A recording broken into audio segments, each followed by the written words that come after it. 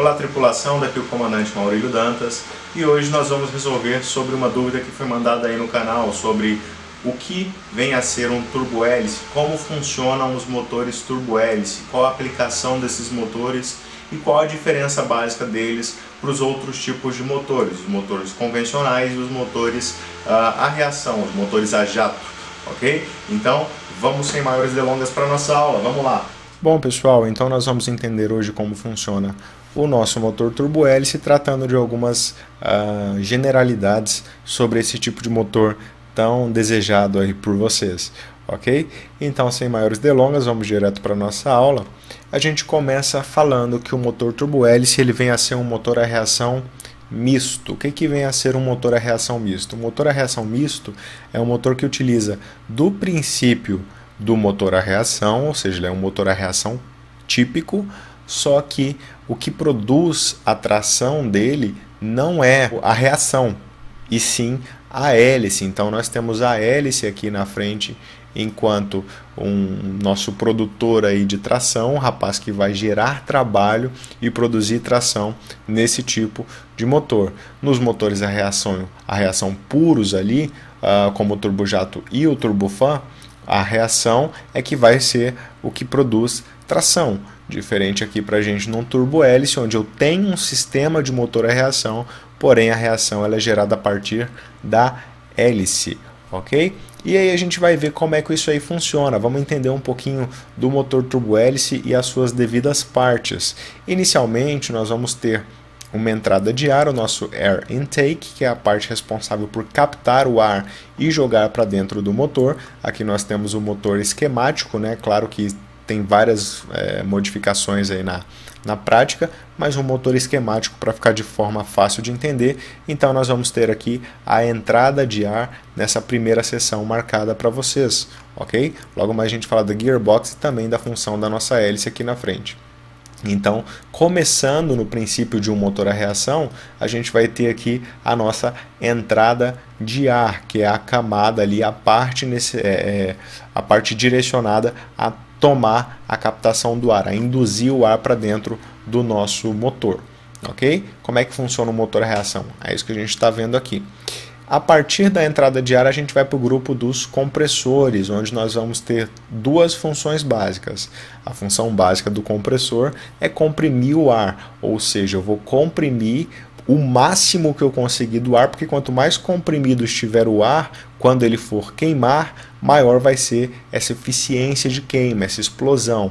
Ok? Mas como função adicional do compressor, ele também é o cara que é responsável por auxiliar em puxar esse ar aqui para dentro do motor. Então o compressor ele puxa o ar externo para dentro do motor e também aumenta a pressão, ou seja, ele comprime o ar para entregar justamente na próxima seção, que é a nossa câmara de combustão. Então aqui nessa seção eu tenho o ar extremamente comprimido e aí ele está pronto para explodir, mas para explodir eu preciso misturar esse ar com o combustível e com o foco de calor, com o fogo, né? Então isso é feito dentro das câmaras de combustão, onde eu vou ter a mistura de ar e combustível, além da chama para poder incendiar essa nossa mistura. Ok? Então a câmara de combustão é o nosso terceiro setor. Já falamos aqui então da entrada de ar, do compressor e agora da câmara de combustão.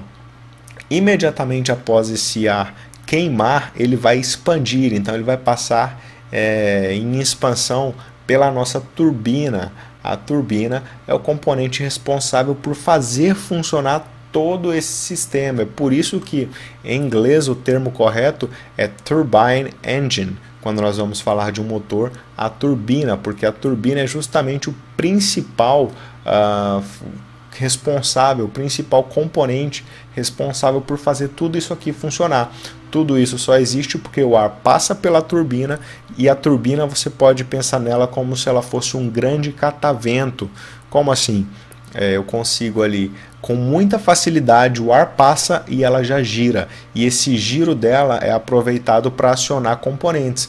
Um dos próprios componentes que ela aciona é o próprio compressor, ou seja, ela gira e ela está conectada com o compressor, então é a turbina que faz o compressor acionar e fazer a função dele, que é de comprimir, puxar ar para dentro e tudo mais, ok? É por isso que em tantos casos a gente vê aquele erro comum de se tratar o motor a reação como turbina, porque justamente vem do inglês turbine engine, onde nós temos ali a turbina como componente principal do nosso motor a reação. Então, no setor seguinte, na turbina, nós vamos ter então a seção responsável por acionar componentes do nosso motor. Então, de novo, pensa na turbina como sendo um componente que gira com muita facilidade. Depois que esse gás queimou, ele iria ser mandado para fora. Em vez de eu simplesmente mandar esse gás para fora, eu passo ele nas turbinas para que a turbina possa girar e girar junto com ela esse eixo que está acionando vários outros componentes. Daqui a pouco a gente vai ver uma imagem um pouquinho melhor disso aí, tá? O nosso último setor de um motor a reação é o bocal de escapamento, que vem a ser o bocal por onde o ar vai escapar no nosso motor, ok? Então é onde acontece a exaustão e daqui a gente até consegue extrair alguma coisinha. Bom, passado isso, vamos ver o funcionamento básico de um motor a reação. O motor a reação ele é um motor que funciona de forma contínua, isto é, eu não tenho interrupções no meu motor, ou seja, o ar entra aqui pela entrada de ar, o ar é comprimido aqui no compressor, é jogado para dentro da câmara de combustão, onde ele vai queimar e após queimar ele é descarregado na turbina. Quando ele passa pela turbina, a turbina gira e girando ela gira um eixo que aciona o compressor e faz o ciclo se tornar quase que infinito aí, né? Enquanto tiver combustível, esse ciclo vai estar funcionando. E aí, após isso, o meu ar é descarregado pelo bocal de descarga, de escapamento, e aí aparece no motor a reação, uma força que tende no sentido contrário, que é o que desloca os motores a reação naturais. Só que na nossa aula a gente não está tratando desses motores normais, a gente está tratando do nosso turbo-hélice. Então, qual vai ser a diferença? Aqui está o nosso resumo, né? Então, o ar entra pelo bocal de admissão, induzido pelo compressor, que aumenta a pressão e entrega o ar sob alta pressão às câmaras de combustão. Essas o misturam com o combustível e o incendeiam, fazendo ocorrer a expansão dos gases que, antes de sair, passam pelas turbinas que giram e acionam o compressor, bem como outros componentes. Após, passam pelo bocal de escapamento, onde aceleram por expansão e produzem reação de empuxo para a frente, resumindo aí o que eu disse, ok? Só que a grande diferença é que, é o que eu disse, no motor a reação, o que vai produzir a nossa tração é a própria reação, ou seja, eu impulsiono essa quantidade de ar para trás e vai nascer uma força de reação para frente. Logo, num motor a turbo-hélice, eu vou ter o mesmo motor a reação lá dentro, só que eu vou instalar alguns componentes. Olha eles chegando aí. Que componentes são esses? É justamente uma nova turbina, aqui, um novo eixo para eu poder ligar esse movimento da turbina, em vez da turbina simplesmente acionar o compressor, ela aciona agora um eixo que vai estar ligado diretamente com o movimento das hélices. Então esse eixo agora vai transmitir o movimento lá da turbina para a hélice, ok? Então vamos lá? A RPM do eixo compressor-turbina pode chegar na casa das 50.000, ou seja, eu posso ter um giro aqui no compressor-turbina de até 50.000 rotações por minuto.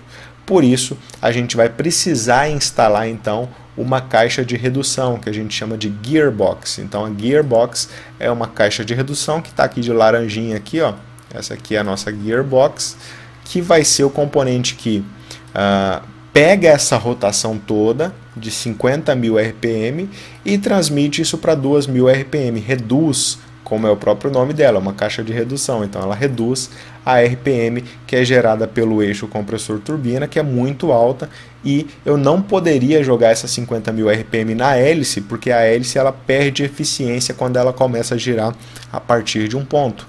Então eu só preciso ali na casa dos 2.000 arredondando.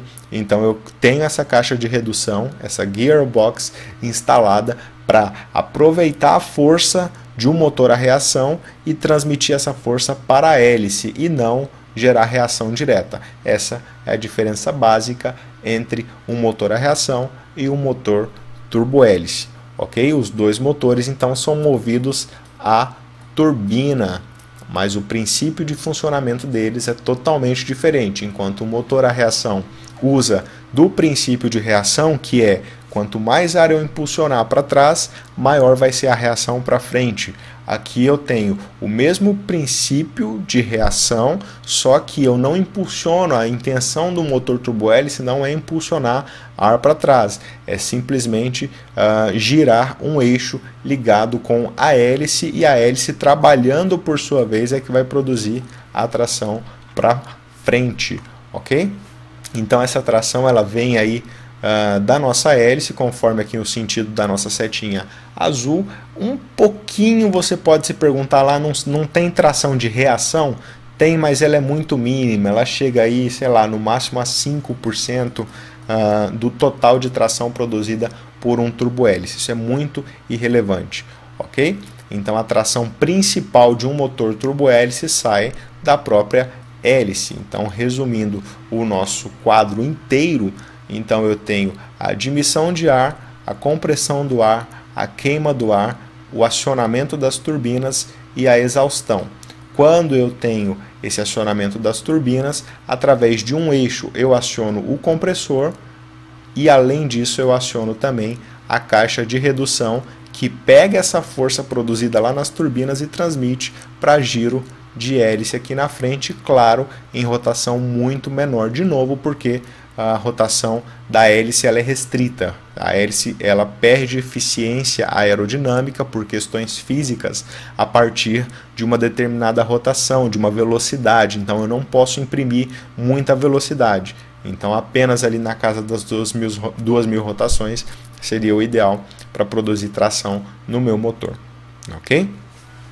Bom, pessoal, para finalizar nossa aula, dica básica: não confunda jamais turbohélice com motor turbo. Você pode ouvir falar aí na aviação de motor turbo, também no automobilismo e nos carros, aí, um motor turbo. Um turbohélice não tem absolutamente nada a ver com um motor turbo. Ok, pessoal? Então vamos explicar rapidamente. Um motor turbo é um motor que possui um eixo compressor turbina.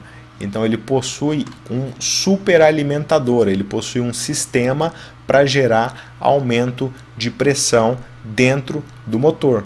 Então um motor turbo é um motor a pistão, então não tem nada a ver com um motor a reação, é um motor a pistão, muito parecido com o motor convencional, aquele que você usa no seu carro, só que ele possui um sistema de turbo, um sistema de aumento de pressão do motor. Ok? Isso é um motor turbo. Quando o motor não é turbo, ele é chamado de motor aspirado. São motores a pistão. Ok? Tem o princípio básico de um motor convencional a pistão. E um motor turbohélice é um motor a reação modificado. Um motor a reação com uma hélice instalada. Ok? Então vejam a similaridade do motor turbo para o motor turbohélice.